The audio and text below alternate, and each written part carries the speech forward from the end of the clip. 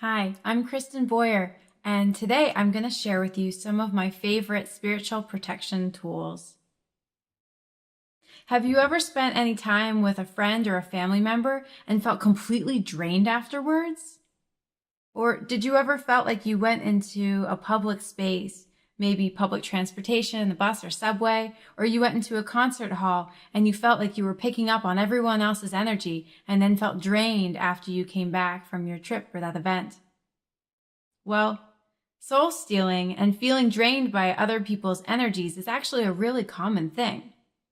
We can look back to indigenous cultures and we can see that soul stealing was actually a tactic that some shamans used to try to steal other shamans' power.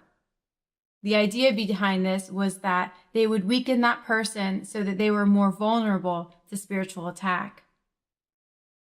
Today, I think that things are a little bit different in how the world works, but in a way, I find that some people are completely unconscious that they're either pulling on other people's energy or that they're having energy taken from them.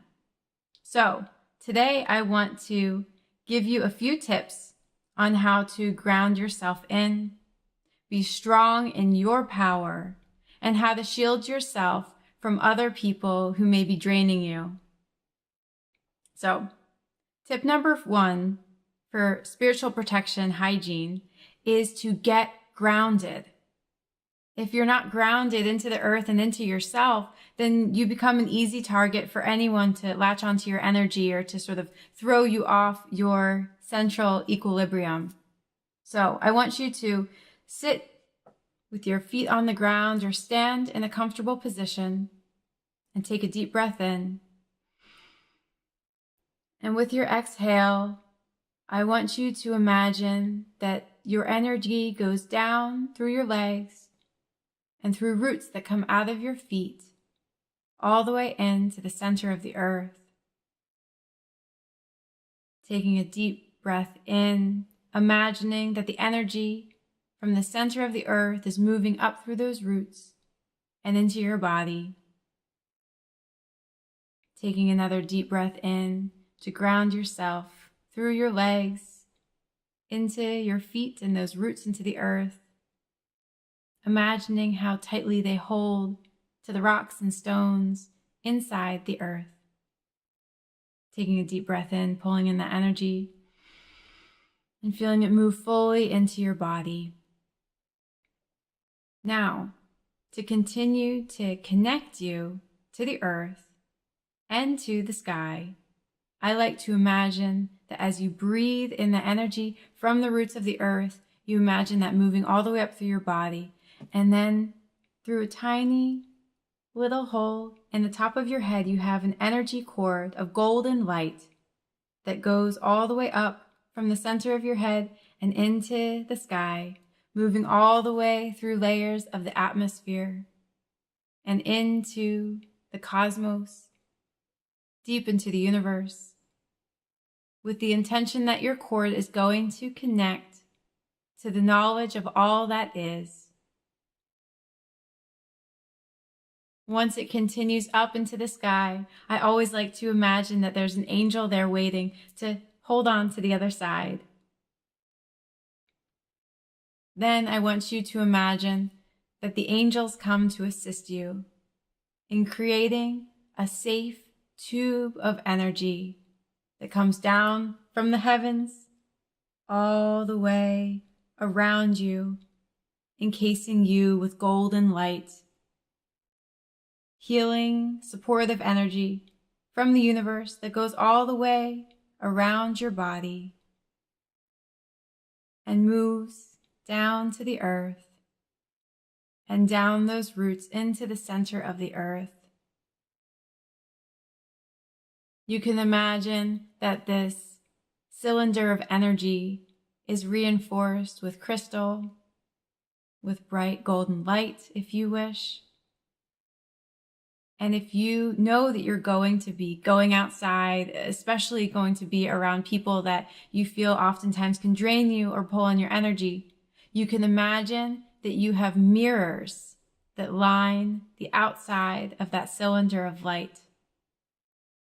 So anything that is coming at you or any energy that you're feeling is trying to connect with you is not able to get into your little energy zone. Again, if there's any energy within you that is not serving you, you can ask the angels and the earth to transmute that energy inside your little energy vortex. Again, knowing that you have energy from source coming down into you and through you. Now, if you know that you're going to be in a situation where you're going to be around a lot of people, or if you are going out with someone that you feel tugs on your energy, what you can do is you can imagine those mirrors come up and begin to face whoever it is that you are working with. Now, you can reflect good intentions like love and support, but you don't have to take any of their energy in if you feel like it's not serving you.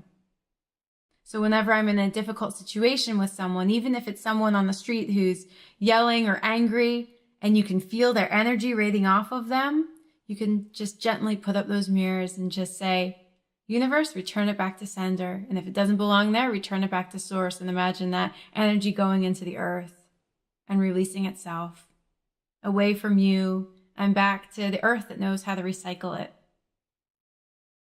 Now, there's one more tip that I'd like to give you for good spiritual hygiene, which is removing any cords or ties from anyone who doesn't need to be connected to you to take your energy. Now, oftentimes if we're in relationships, we can connect with cords of energy from ourselves to them. And we do this unknowingly sometimes in a relationship or in a friendship or even between a parent or a child.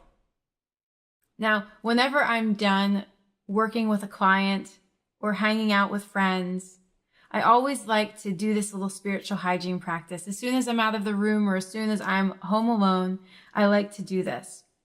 I imagine that there are cords that are coming out of me that are not my energy. And I say, I remove any of the power and any of the cords that belong to the people that I've seen today. And I ask that they lovingly be returned to that person. I bless them to return their energy to them completely. And then I ask if there's any energy or cords that I have connected or hooked into other people. I ask that all of my energy comes back from those people and comes back into myself. I release that person from my energy and I release their energy from me. I stand fully in my power, connected to source.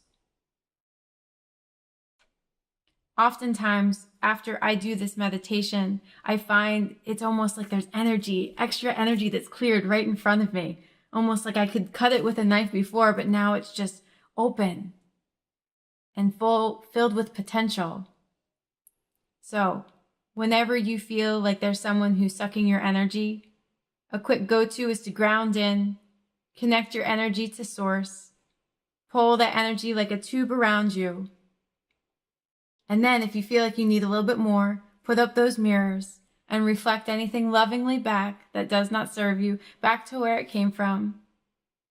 And then as soon as you are alone or you feel ready to let go of any cords, you can ask for those cords to disconnect, to release any cords or energy that are not yours, and to take your energy back and to fully be present in your body. If you'd like to learn more about soul stealing or how to get your power back through soul retrieval, I'd encourage you to check out my new book called Be Holy You. You can look at it on my new website, www.kristenboyer.com. Thank you so much, and I wish you all the best on your spiritual protection journeys.